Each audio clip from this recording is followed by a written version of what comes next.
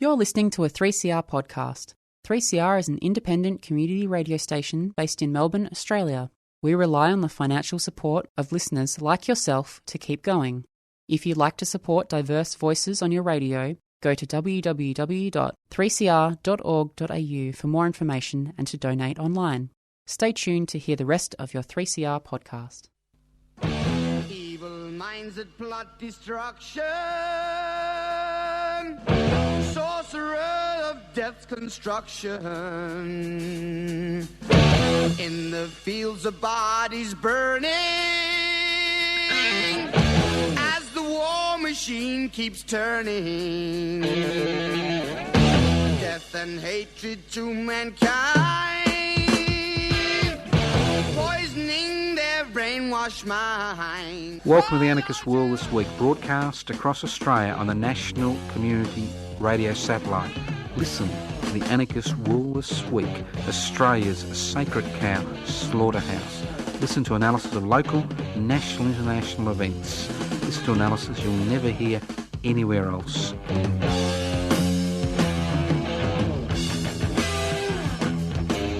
Welcome to the Anarchist World This Week, broadcast across Australia by the Community Radio Network. My name is Joseph Toscano. I'm hosting today's program. Yes, it is a live show. While the rest of the world relies on pre-records and boring interviews from 2019, this is a live show. If you want to know what anarchy is all about, hasn't changed, definitely hasn't changed. Anarchos without rulers. What is the primary goal of anarchists? To create a society without rulers, not without leaders, not without rules, without rulers. How do you create a society without rulers? You devolve power, which is a fancy word for saying share power, and you hold wealth in common. It's because of inequalities in power and wealth which create most of the human-made disasters which we are seeing in the world today. Now, we may as well start off with the fires. And I'm going to bring a bit of hope into this discussion, because there's a few things which have I found a bit funny. Now, look, I'm coming at this from personal experience, not from an armchair criticism or armchair analysis. I had a house which was severely damaged in fire in 1999, and there was no compensation, there was no money, nobody knocked on our door. If we didn't have friends and insurance, it would have been a disaster. And even it took about a decade, even with insurance, to get over the financial, let alone the economic woes. Also, I've also been involved in the 1974 floods in Brisbane when I was rescued from a second-storey building. So I do know about disasters, and during the last 10 days I have been in the fire zone in New South Wales at Mount Kosciuszko and all those areas surrounding Mount Kosciuszko. So when I make some comments, I'm making them not as an armchair analysis. Now, irrespective of whether you accept the science regarding climate change or the climate emergency or not, reality is reality. And the reality is that over the last few years we have seen major changes in the climate in this country. And these major changes are 100%, I won't say 99.9%, due to the fact of human activity on the planet. The fact that we are dominated by an economic system which is based on growth and profit, irrespective of the human, social, environmental and national costs. You can't argue against that. And if you don't believe that, that's fine. But it's the consequences that we talk about. Now, I noticed there at our incompetent, indecisive, elusive Prime Minister says, it's all about helping the victims. Now, look, I don't believe in the concept of trying to brush up milk into a bottle after the bottle is broken. It seems that that's what they think this is all about. Now, I have been thinking about this for a number of years, not just in the last few years, And it's not because I'm concerned about Mr. Dutton plunging his knife into the back of an incompetent, indecisive Prime Minister. Can't even remember his name. He's so incompetent and indecisive, but that's a different matter. But I am concerned about this country's ability to actually have institutions in place to deal with the increasing disasters that will happen in Australia. Very simple. Because if we look at the response that we've seen, it's been based on volunteers. There's nothing wrong with that. But again, that response sometimes isn't enough, especially if the volunteer resources haven't got the resources at their disposal to deal with this. We've seen the introduction of the Army Reserve in the Army to help to alleviate the situation. And we've seen a number of organisations, and in many regards at odds with each other, trying to deal with the issue. And now we've seen a piecemeal response. Now, what I think, and what I think doesn't really matter, but it's the ideas that matter. What we need is disaster response centres, which are there ready to be mobilised when a disaster strikes, whether it's a fire, whether it's a tsunami, whether it's a cyclone, whether it's a human-caused disaster, but a disaster response centres. And I think what we should have in this country, because it's a large country with a very small population, less than 25, around 25 million, large country, it's a continent, 25 million people. And I think what we should have is not this disjointed response which we attempt to raise every time a disaster occurs, but if you've got 50, F-I-F-T-Y, 50 disaster response centres established across the country. It would cost about $100 million, which is $5 billion, to establish these disaster response centres, which would have some personnel and would have equipment there ready to be deployed in cases of in disasters. Now, how would you fund this? Everybody says, how would you fund this? Now, I've got a very simple way of funding it. Now, remember all those nice taxes that go into franking credits to assist all those people who own shares? Well, a way around this is to actually impose a 1% stock market transaction tax on every stock and share which is bought and sold on the Australian stock market. You could raise between $20 to $50 billion per year by introducing a 1% stock market tax every time a stock or share is bought and sold. Now, $5 billion of that would basically go to maintaining these disaster response centres ready to respond to disasters in conjunction with all the established organisations which are around today, both at the state and federal level and local level, to deal with disasters, as well as provide ongoing resources anywhere between $15 to $35 to $40 billion per year in a special fund, which is then used to try to address the damage that has been caused by a disaster, because not everybody is insured, because insurance can be quite expensive in a significant number of cases. And more importantly, 80% of Australians who are insured are underinsured, and many people who lose homes and livelihoods are never able to rebuild back on that land. They can't rebuild back on that land because they don't actually have the resources, irrespective of the so-called interest-free government loans, which have to be paid at some time, which the federal government is currently talking about.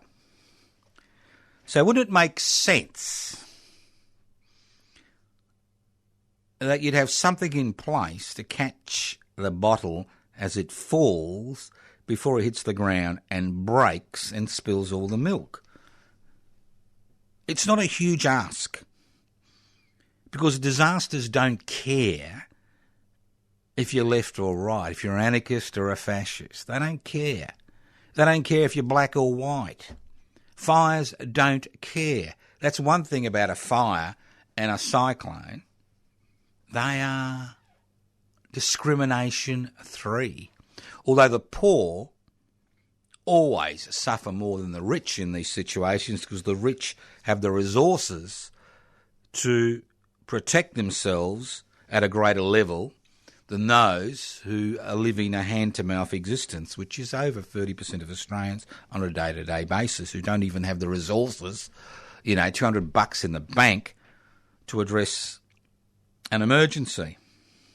Now, the other thing that's been playing on my mind over the last 10 days or so, since the major fires have occurred, although fires have been occurring, and some significant fires since September last year. That's right, spring, beginning of spring, not even summer. And let's not forget, we've got another 2 months to go of this, as far as fires are concerned, and obviously as far as cyclones are concerned in North Australia. So, what are we going to do? Are we going to forget the lessons of 2009 and the lessons of 1983 and the lessons of 1939? And forget that the climate is changing. There are impacts, and there will be continued impacts. And we don't actually have the resources in place to deal with this situation, because we've got governments and people, the Australian people themselves. Let's not just blame governments.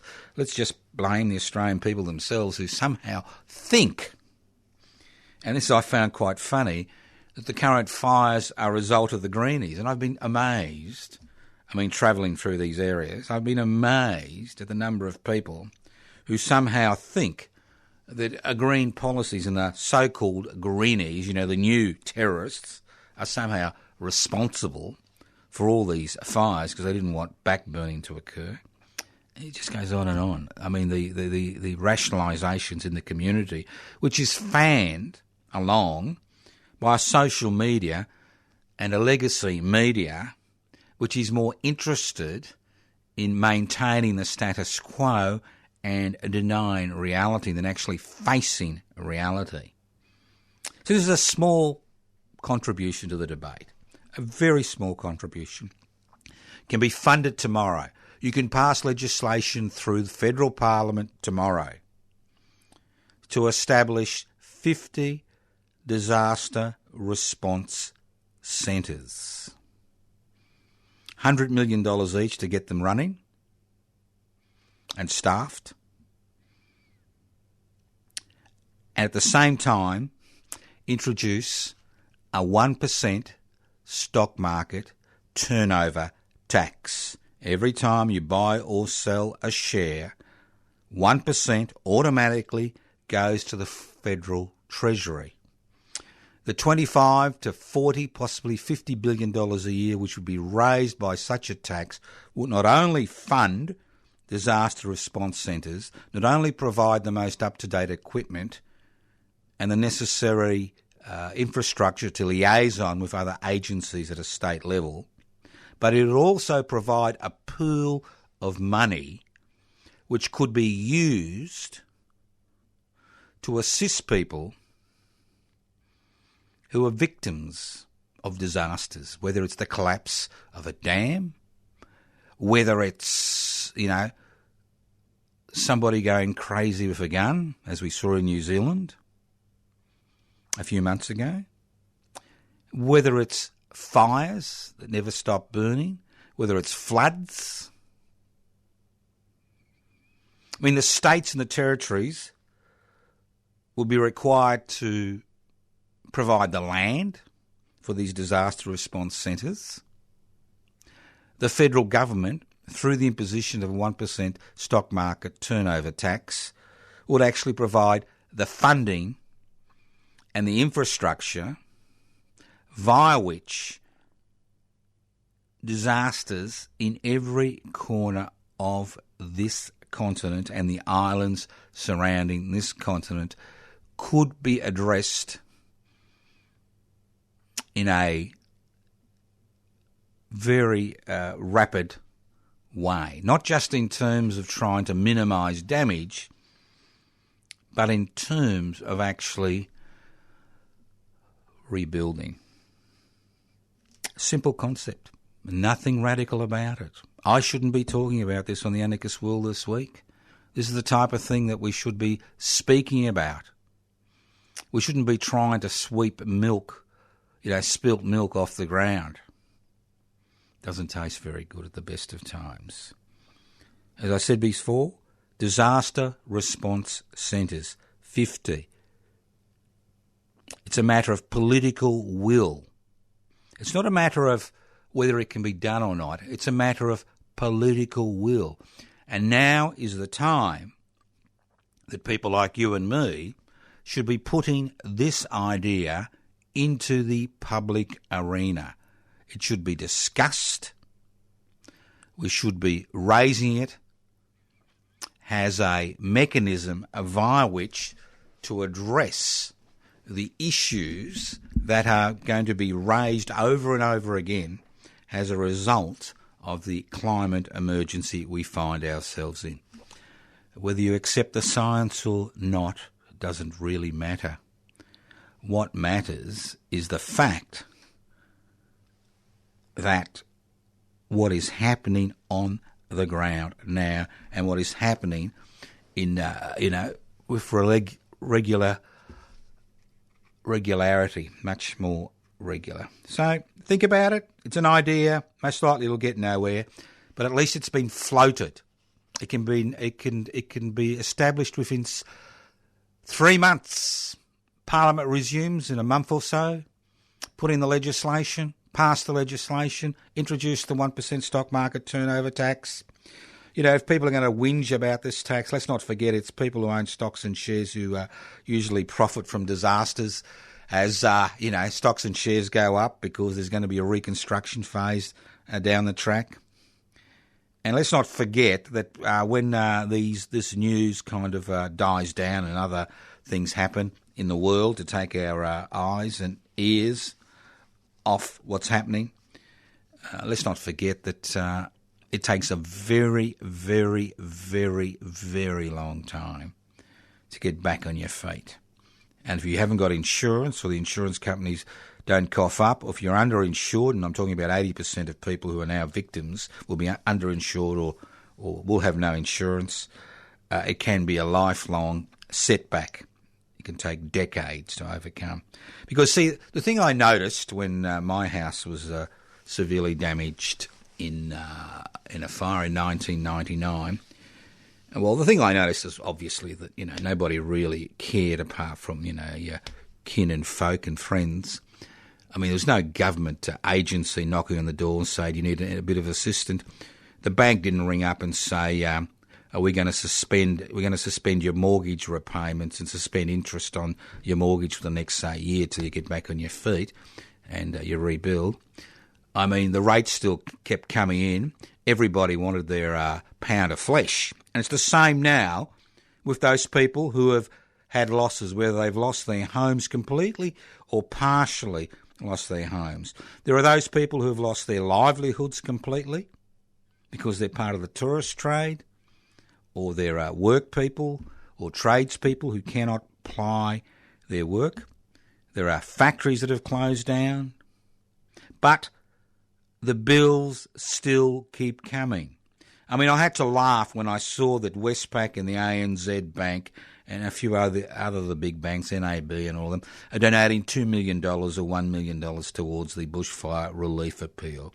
Well, the best thing these banks can do is actually suspend mortgage repayments and suspend interest repayments on any homes that have been burnt to the ground.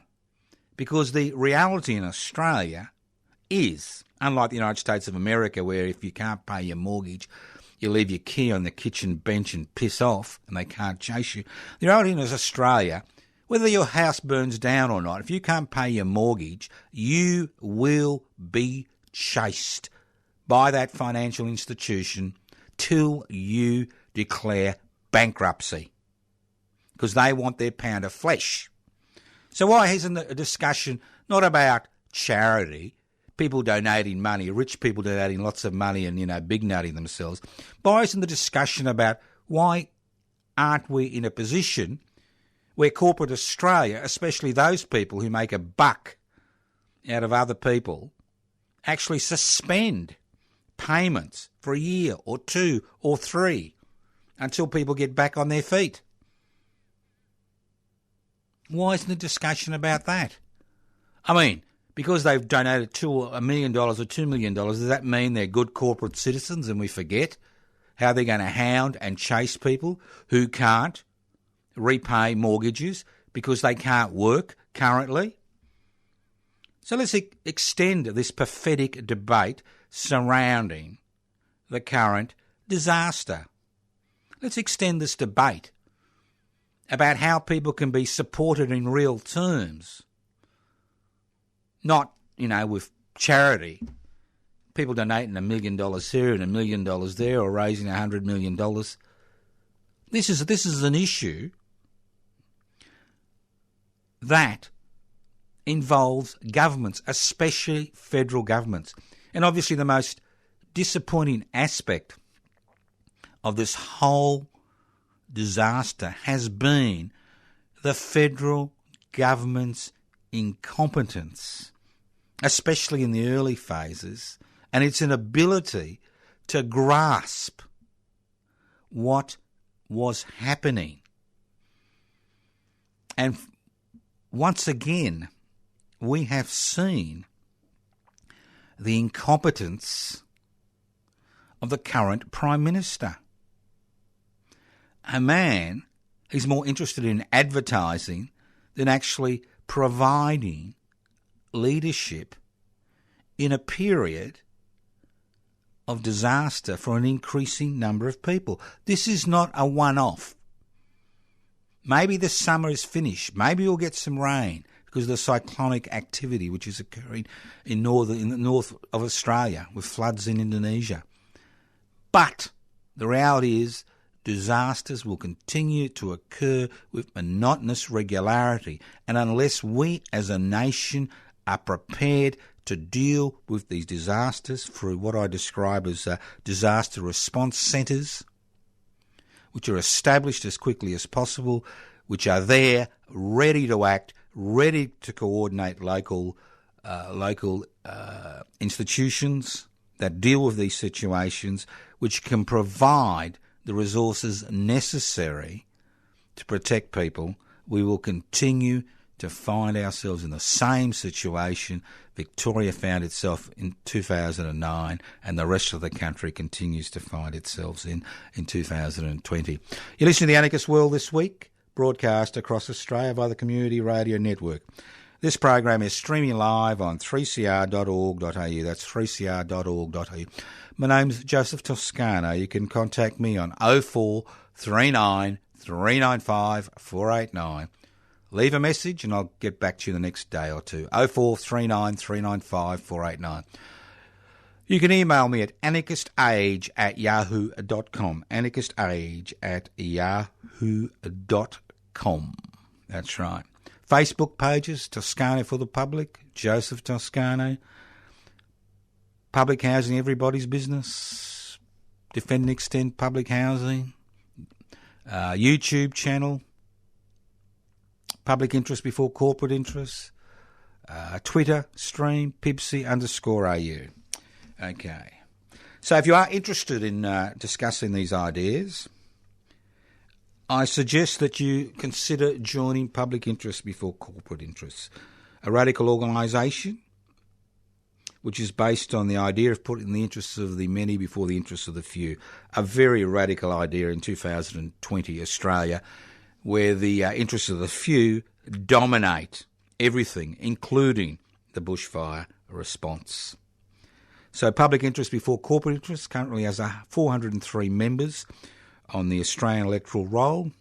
We need 550 members on the Australian electoral roll to be registered as to apply for registration as a federal political party. It's 2020. If you made a New Year's resolution to do something, join public interest before corporate interest. Very simple process. Download the application form from PIBCI, PIBCI.net. Not computer literate? Leave a message on 0439 395 489 with a contact mailing address, and we will post you out an application form for public interest before corporate interest. Because remember, they don't really care what you think. They don't care what you listen to. They don't care how many protests you go to.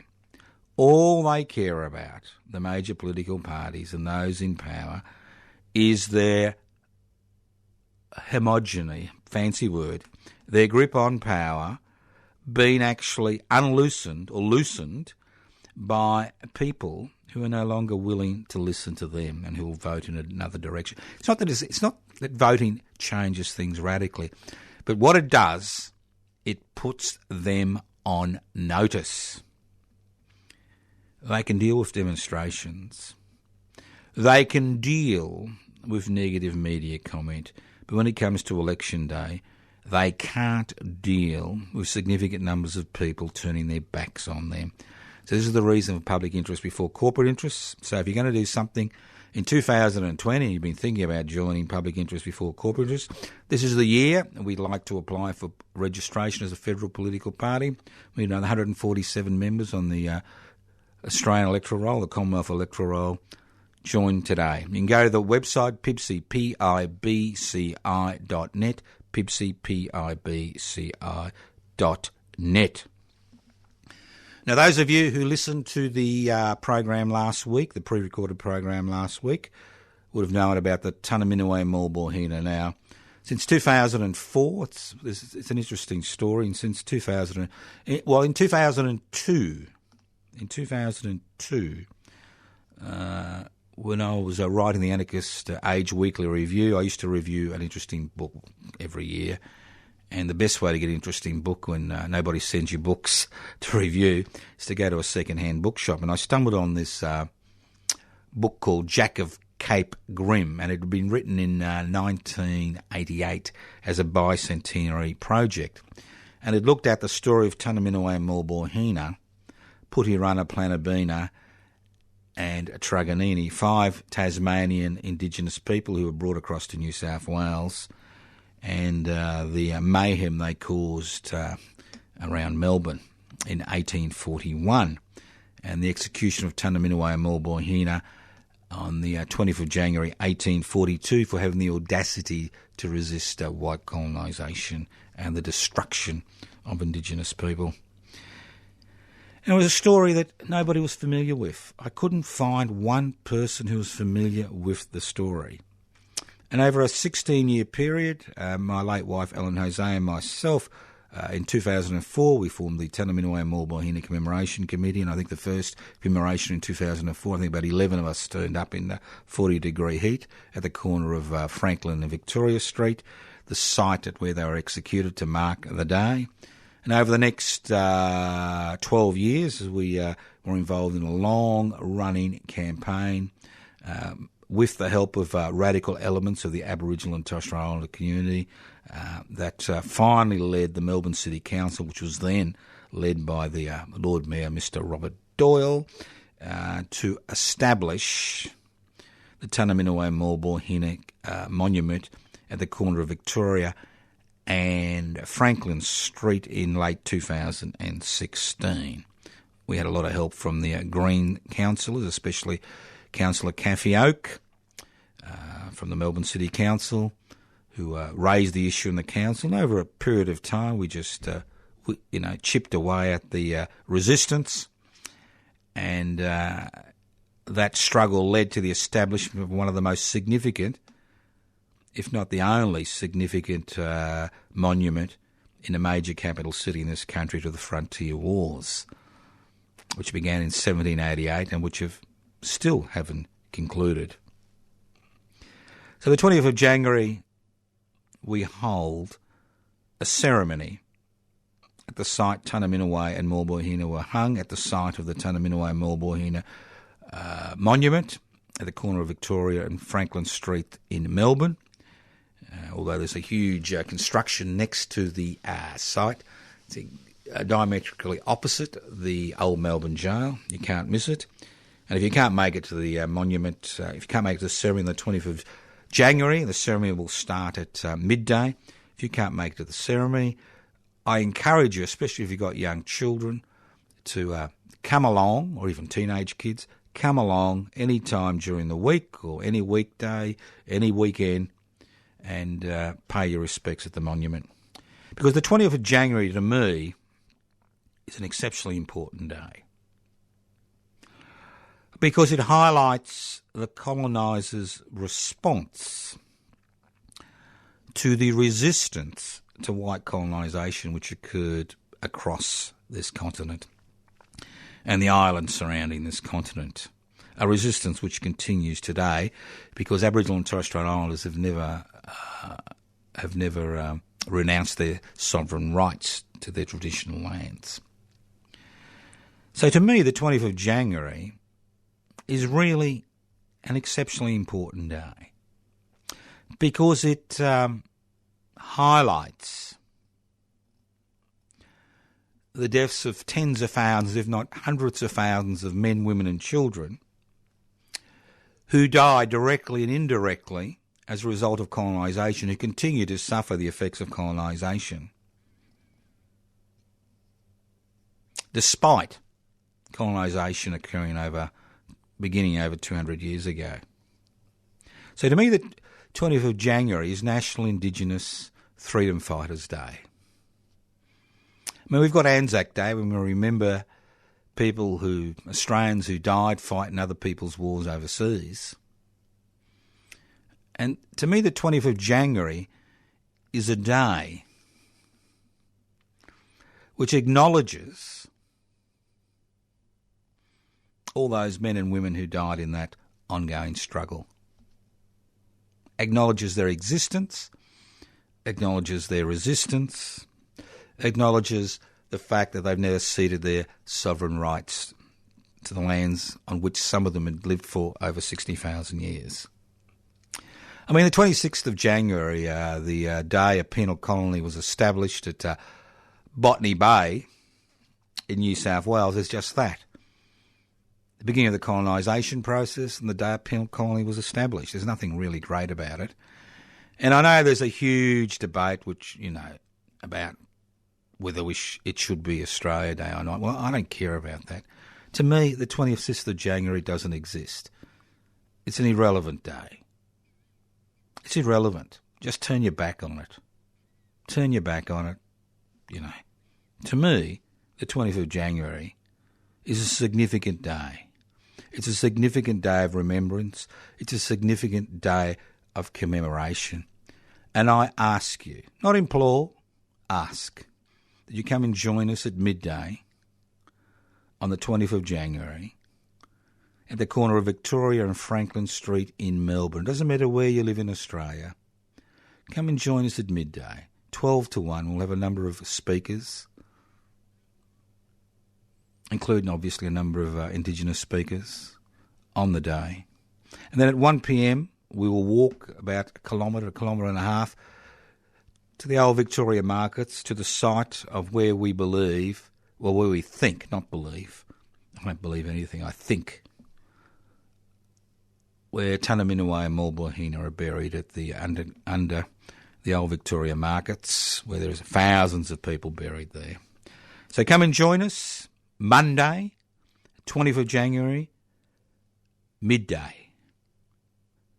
1 p.m, walk with us, silent march as a commemoration down to the Queen Victoria markets, to the site of their burials. Bring along Aboriginal and Torres Strait Islander flags with you. Bring along flowers to lay at the site of where they were buried. So it is a day for me. I mean, I have a number of important days in my life, I mean, I'm a great believer in remembering, because if you don't remember the past, you can't understand the present or change the future. It's the past which is a window on the present, which gives us a lead on how to change the future, how to create that new world in our hearts. And to me, there are important days in the Australian calendar. They may not be important in other parts of the world, but they're important as far as we are concerned. And the first of those days every year is the 20th of January.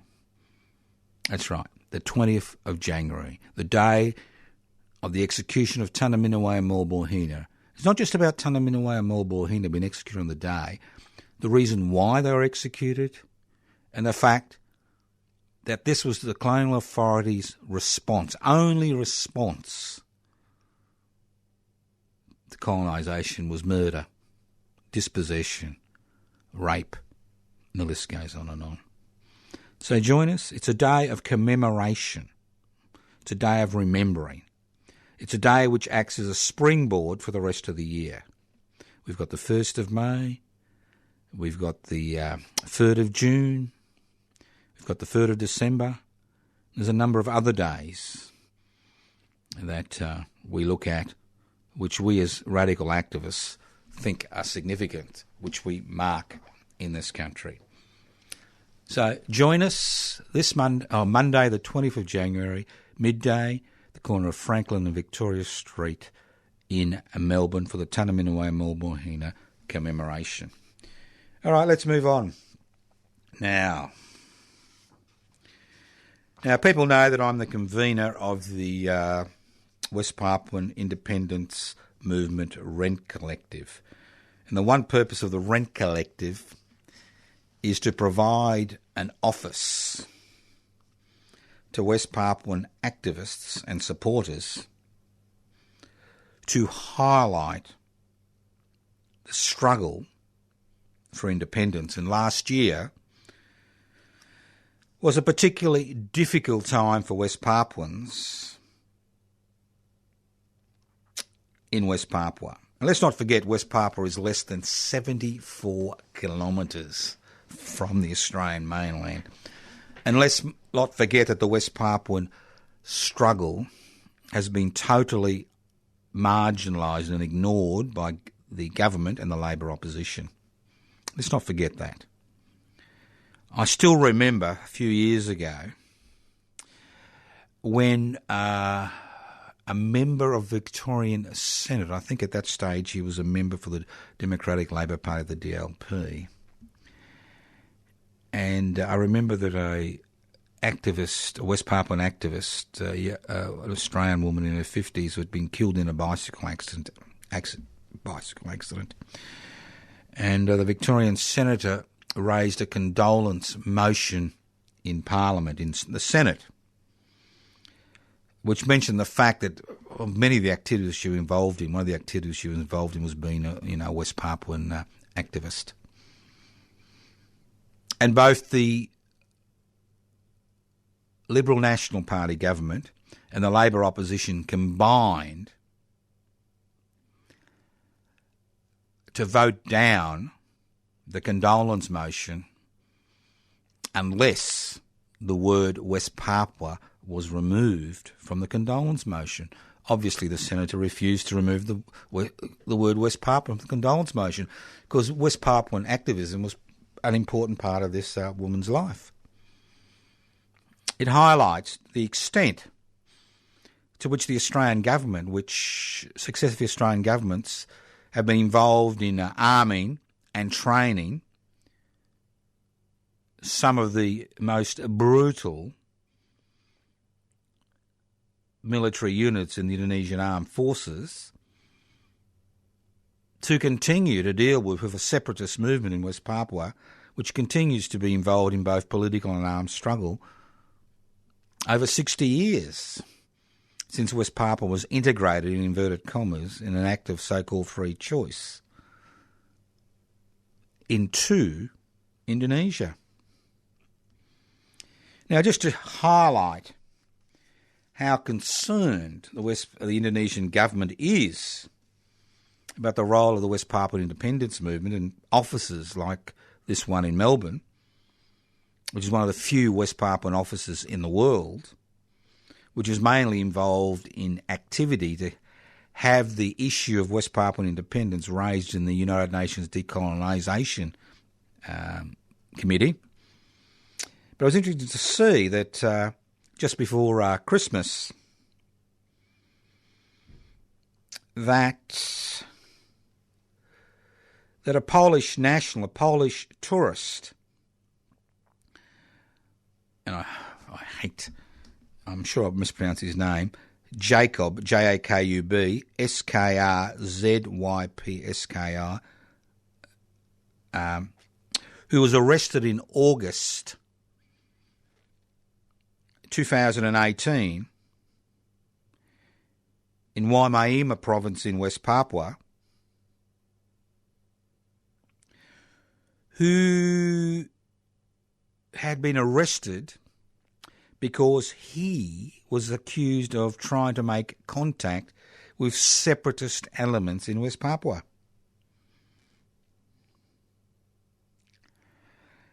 The Papuan student, Simon Magai, a West Papuan student, who attempted to, who is alleged, communicated with this gentleman on Facebook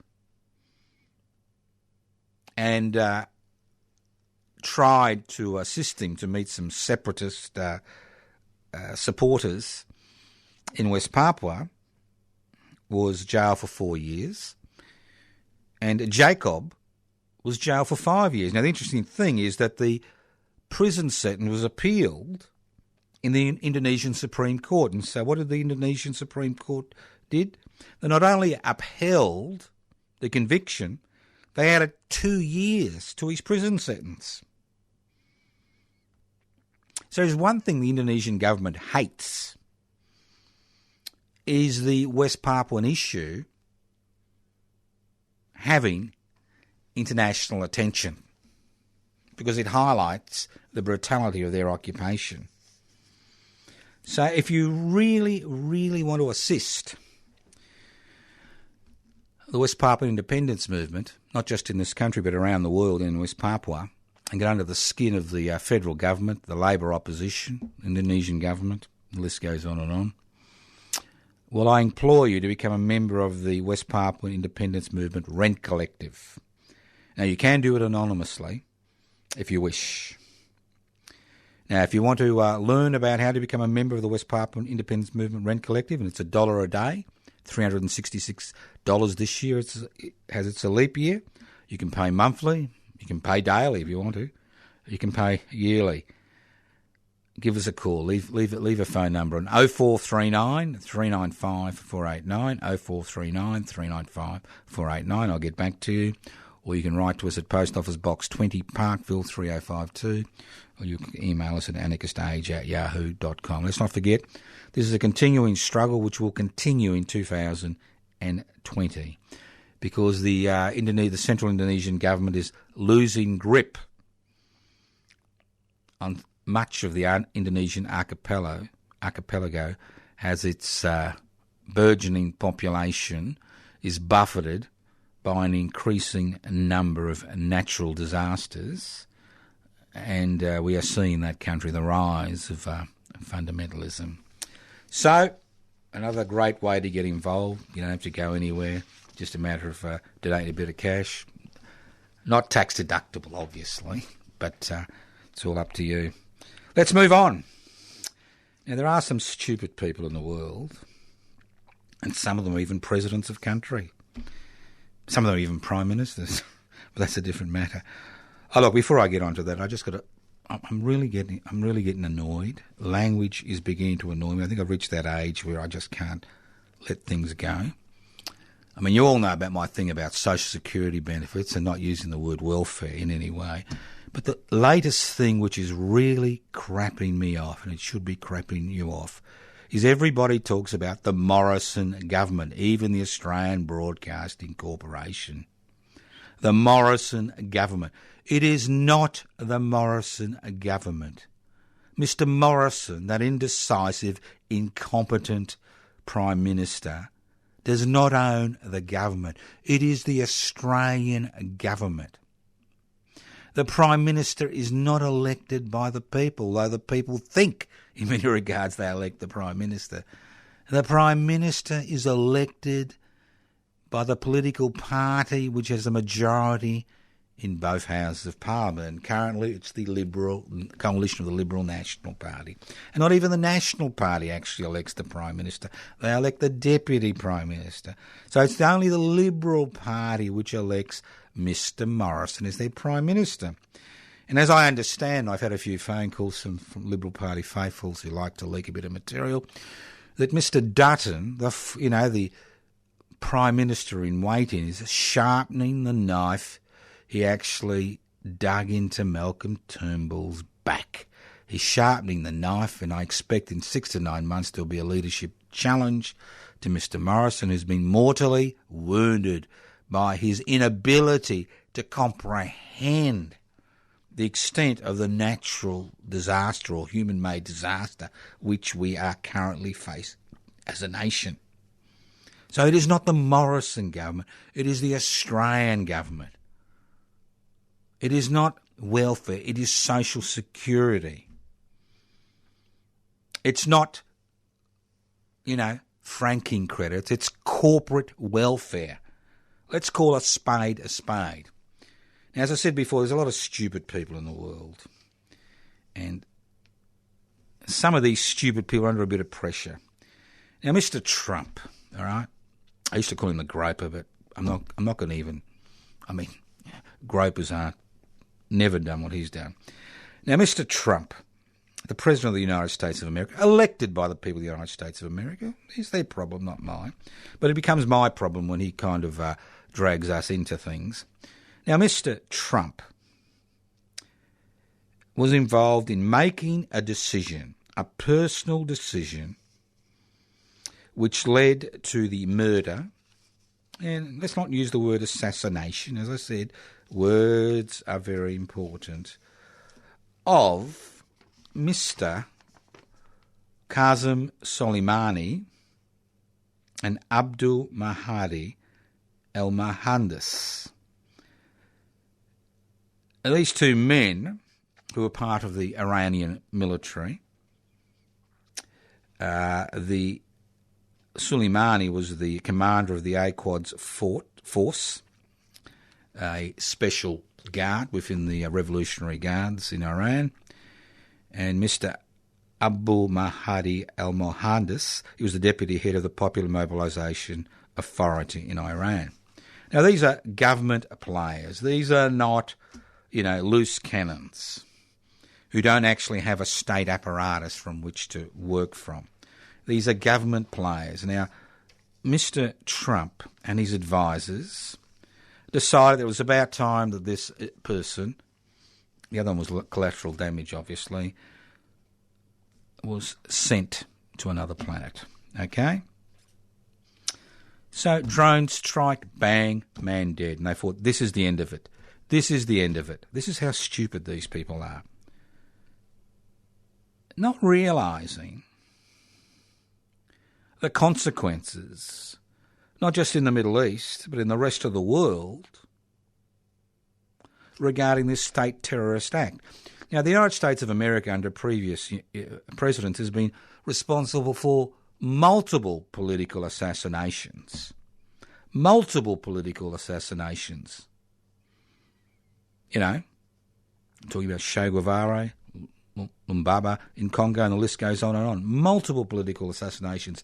They didn't get on their high horse and said, we did it and we're proud of it, and if if there's any vengeance, we're going to come back at you 10 times fold. Now, so why has Mr Trump... Now, Mr Trump is not stupid. You don't become a multi-billionaire and President of the United States if you're stupid, okay? Now, Mr Trump is currently facing impeachment proceedings in the Senate. Mr Bolt, or is it Bolton, his former security advisor, made a decision to testify against him in the Senate if he's called as a witness. Now, currently, the United States Senate is attempting to block any witnesses being called in the trial of Mr. Trump, the impeachment trial in the United States Senate. So what does Mr. Trump need? He needs a diversion. He needs a diversion to take the American people's eyes away from the impending impeachment trial. Now, the murder of Soleimani, the state terrorist act carried out by the United States of America, right, was not designed to eliminate somebody who's going to be involved in major terrorist activity against the United States government over the next few years. It was solely designed to get the American people behind a president who's got rid of a bad guy. This is the way they think. Good guys, bad guys, you know? But what Mr. Trump failed to understand, and what his team of advisors have failed to understand, is the huge implications in the Middle East and for the world regarding this assassination, regarding this murder. Because it's one thing to do it secretly, it's another thing to boast about it. So, I am concerned, and you should be concerned, because who knows where this little exercise in diversion will lead to. I mean, Trump is looking at being re-elected at the end of November when the United States elections are concerned. So it's all about the elections. It's all about taking people's eyes off the impeachment proceedings. So when you think about political Machiavelli, this is a classical case of Machiavellian politics. But the unintended consequences are so huge, they affect each and every one of us, especially Australia, which still has over 350 armed force personnel in Iraq, and another 2,000 Australian support staff in the region. You've been listening to The Anarchist World this week, broadcast across Australia via the Community Radio Network. This program has been streaming live on 3cr.org.au. We're back. The Anarchist World this week is back. I'm back. Radical activism is back on the agenda. Because to create that new world in our hearts, we need to keep hope alive. And so what is hope? Hope is the love child of desire and expectation. The desire for change and the expectation that change will occur. Now, if I didn't have any hope, I wouldn't be wasting my time here on the Anarchist World this week. I wouldn't be. Change is possible. Radical change is not only possible, it's needed. And it's more needed in 2020 than it was in 2019. Thank you once again for listening to the Anarchist World this week. Phone number 0439 395 489. You can write to us at Post Office Box 20, Parkville 3052. Yes, we do answer letters. More likely to answer a letter than an email, to be honest. Email anarchistage@yahoo.com. anarchistage@yahoo.com. Twitter stream, Pibci, PIBCI_AU. Want to join public interest before corporate interest? Download the application form, Pibci, PIBCI.net. Now's the time to join public interest before corporate interest. 403 members on the Australian electoral roll. As I said before, all they're frightened about is how you're going to vote. And if you vote for a radical outfit, who knows what could happen in 2020. Pibci.net. Facebook pages, Joseph Toscano. No, you will not find out the colour of my underpants. They're usually black. When you get old, you usually wear black underpants for obvious reasons. You can... public interest before corporate interest, Pibci.net, Facebook page, what else? Defend and extend public housing, everybody's business, you name it, we have it. We've got every platform available, not that it does much. what's important is seeing your face. See you on the 20th of January, listening to the broadcast next week via your local community radio station. Thank you for all those wonderful people at the Community Radio Network who ensure that the Anarchist World This Week is broadcast across Australia every week, year in, year out. This is our 43rd year on the airways. Thank you once again for listening to the Anarchist World This Week on your local community radio station via the Community Radio Network. Listen in next week on your local community radio station. Evil minds that plot destruction, sorcerer of death's construction. An analysis you'll never hear anywhere else. Anarchist World This Week, Australia's sacred cow slaughterhouse. 10 a.m. every Wednesday. Listen to the Anarchist World This Week for an up-to-date analysis of local, national and international events. Poisoning their brainwashed minds. Oh, Lord, yeah.